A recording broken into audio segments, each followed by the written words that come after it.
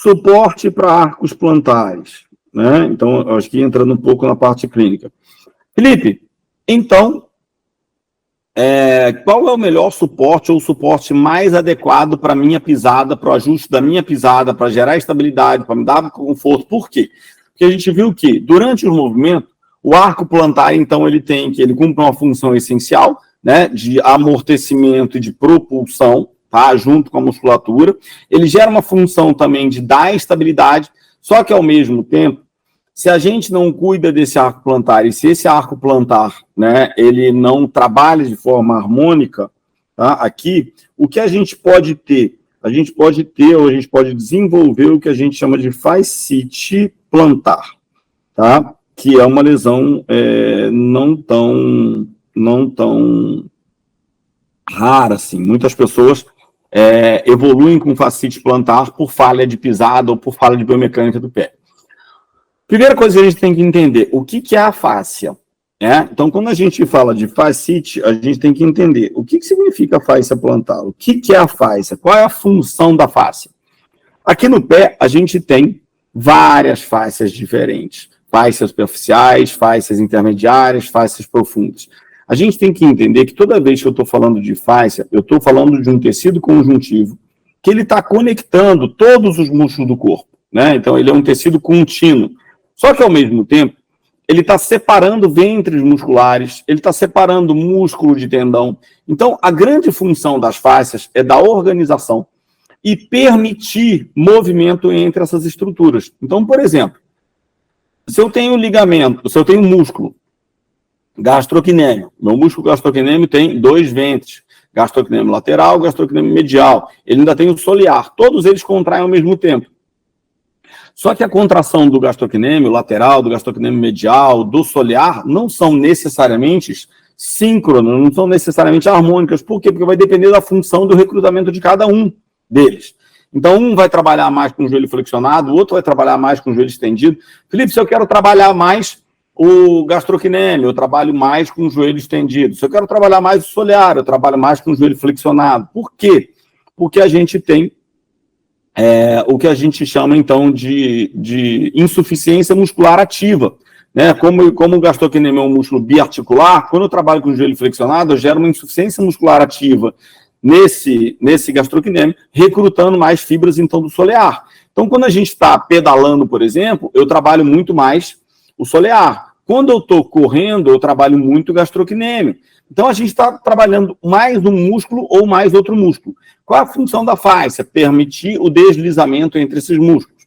A partir do momento que existe aderência de fáscia, o que acontece? Essa fáscia ela é lubrificada por um líquido muito parecido com o líquido sinovial. Então, quando a gente vai no açougue, por exemplo, compra um pedaço de carne, você vai cortar a carne, às vezes a gente vê uma membrana bem fininha, molhadinha, que fica deslizando, tudo, você vai lá e tira aquela membrana. Aquela membrana é a fáscia. Todos os ventres musculares e entre as próprias fibras musculares, a gente vai ter fáscia, né? Que é formada por tecido conjuntivo, que ele é altamente lubrificado para permitir essa mobilidade. Quando você tem uma aderência de fáscia, significa que aquela lubrificação, aquela hidratação da fáscia foi perdida. Consequentemente, quando eu contraio um músculo, ele entra em atrito com outro músculo, principalmente se esses músculos trabalharem em sentidos diferentes, em vetores diferentes de movimento. E quando a gente pensa no pé, por que a fascite, então, ela é mais desenvolvida no pé e não em outros lugares? Porque o pé ele vai trabalhar com carga aqui, com amortecimento de carga, eu vou precisar desses arcos plantares, eu preciso de uma harmonia, mas ao mesmo tempo, quando chega no pé, eu tenho vários ossos e vários músculos pequenininhos. Eu preciso de mobilidade, eu preciso de harmonia de movimento entre esses músculos do pé. Quem vai permitir isso? A fáscia. Então, se eu tenho uma aderência de fáscia, o que vai acontecer? Atrito. Por quê? Porque a fáscia vai permitir, então, o deslizamento. Se eu não tenho deslizamento e não tenho harmonia de movimento, eu vou ter o quê? Atrito entre esses músculos. Consequentemente, eu vou ter atrito e inflamação. Inflamação, sufixo it. Inflamação da fáscia, fascite. Felipe, como é que se trata a fascite? Você vai ter que tirar a tensão dali. Mas não só tirar a tensão. Tem muita gente que pensa, poxa, então eu vou tratar a fascite plantar?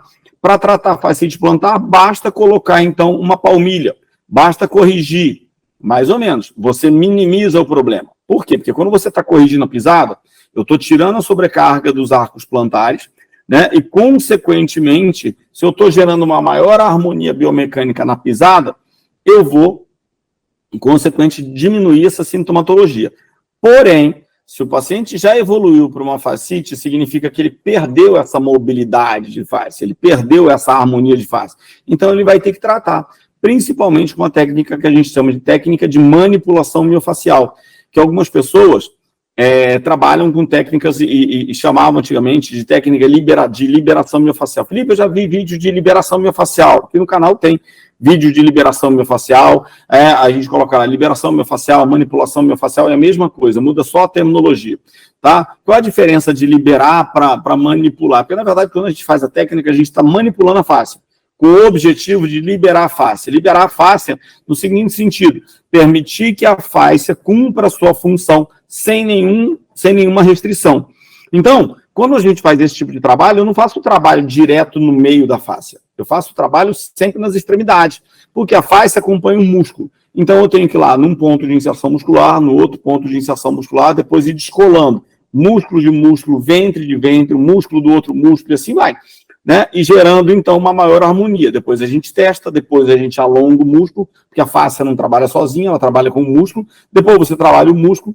Felipe, eu posso trabalhar só a face? Não. A face trabalha em função do músculo. Então, se eu libero a face, depois, em seguida, você tem que pedir o movimento do músculo para quê? Esse houve uma harmonia. E onde vão entrar as palmilhas, então? As palmilhas, ou os suportes de arco plantar, vão entrar, então, como não necessariamente um paliativo, mas como um corretor. Só que toda vez que eu vou desenvolver uma palmilha, né, eu sempre falo para as pessoas, Felipe, qual que é a melhor palmilha para mim? Né? Depende. Por quê? Porque a melhor palmilha para você pode não ser a melhor palmilha para mim. Então, não existe uma melhor palmilha quando você fala assim, de um padrão, uma padronização de palmilha. Sabe? Então vou comprar uma palmilha para tênis. Qual que eu compro? Qual que é a melhor marca? Não é a melhor marca. É a palmilha mais adequada para o seu tipo de pisada. E isso que as pessoas têm que entender. Tá? Eu posso ter um tipo de calçado, que é o calçado convencional. Tá? O que a gente chama de calçado convencional? O calçado convencional é aquele que já vem com uma palmilha e ele já vem com uma sola que projete o seu pé, né, um pouquinho para frente, como se fosse um saltinho, já fazendo um pouquinho de plante. Eu tenho o que a gente chama de calçado mínimo, tá? Ou seja, que ele é bem rasteirinho e ele é bem achatado. Então, para cada tipo de calçado, por exemplo, eu vou ter um tipo de adaptação. Felipe, mas eu uso sempre o mesmo tênis, ok? Tá, mas como é que é a palmilha do teu tênis? Então, qual é a palmilha mais adequada para eu colocar nesse tênis? Você tem que observar o quê? A sua pisada. Então, por isso, essa avaliação de pisada ela é extremamente importante. Por isso, a avaliação de arcos plantares ele vai ser extremamente importante. E por isso que a confecção de palmilha ela tem que ser de forma individualizada. Então, eu posso até comprar uma palmilha numa sapataria, numa loja de tênis, pela internet, tudo, e colocar para usar. Mas isso garante que vai melhorar? Não. O que vai melhorar efetivamente, se você fizer um teste, se você fizer uma avaliação de pisada e depois solicitar uma palmilha que faça a correção da sua pisada, de acordo com a sua pisada. Então, o trabalho ele tem que ser individual e personalizado. Então, tem muita gente que trabalha com confecção de palmilha, tá? De palmilha ortopédica. Como funciona isso? Você vai no fisioterapeuta, ele vai fazer a sua avaliação. Depois dele fazer a sua avaliação e perceber quais são os maiores pontos de contato, quais são os maiores pontos de apoio que você tem, como é que acontece a sua descarga de peso. E uma coisa, eu acho que eu falei na aula 1 também, é que essa avaliação, ela não basta ser uma avaliação estática, ela tem que ser uma avaliação dinâmica. Então, se você tem um indivíduo que tem uma plataforma de força, melhora muito. Por quê? Porque na plataforma de força você vai mensurar essa descarga de peso durante o movimento e não necessariamente estático. Às vezes, quando a gente está parado, a gente joga mais peso para um lado do que peso para o outro. Às vezes, a gente joga mais peso na ponta do que peso para trás. Agora, quando você está andando, eu tenho que passar pelas diferentes fases de apoio. Toque do calcanhar, aceitação de peso, apoio médio, apoio final, né, saída dos artelhos. Então, eu vou ter que passar por tudo isso. Como o seu pé se comporta durante essas fases? Aonde ele joga mais carga? Como eu posso corrigir? Então, a partir do momento que eu fiz uma avaliação estática e uma avaliação dinâmica, eu posso fazer a confecção da palmilha mais adequada. Só que as pessoas, às vezes, falam que querem mais barato, mais rápido. O que é mais barato, mais rápido? Vou na sapataria, compro uma palmilha e boto. É eficiente? Não necessariamente. Talvez sirva para algumas pessoas, mas para poucas pessoas. Para a pessoa que tem problema mesmo, provavelmente não vai servir. Então, essa pessoa vai ter que fazer uma avaliação individualizada, procurar e depois fazer a confecção dessa palmilha. O fisioterapeuta, depois de fazer a confecção dessa palmilha e enviar essa palmilha para o paciente, ele já tem um molde. Então, faz 2, 3, 4 palmilhas para ele, para quê? Para colocar em todos os tênis. Mas cada hora eu uso um tênis diferente.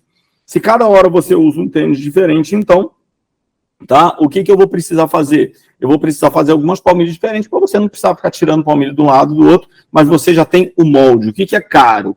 Né? O que encarece um pouco? Encarece um pouco a avaliação, porque você precisa de uma avaliação biomecânica adequada para o seu tipo de pisada.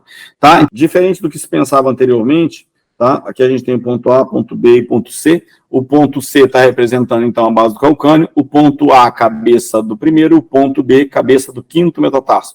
Diferente do que a gente pensava aqui, que a gente tem só 3 pontos de apoio, quando a gente fala de pontos de apoio, então, ó, aqui aparecendo na imagem para a gente 3 únicos pontos de apoio, diferente do que a gente tem aqui, na verdade, a gente vai ter o que foi mostrado lá na aula 1. A gente vai ter isso aqui, ó.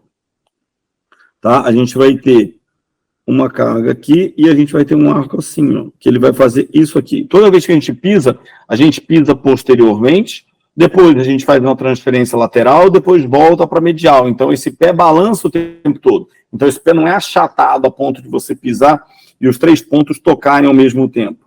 Então, voltando para cá, quando a gente fala de rolamento fisiológico do pé, que é o que está acontecendo, a gente vai ter a pisada posterior, tá? Depois a gente vai ter o ponto mais anterior, e olha quem saiu da jogada aqui, esse ponto aqui, que é o nosso ponto intermediário. Esse ponto intermediário aqui, ele acabou saindo da jogada.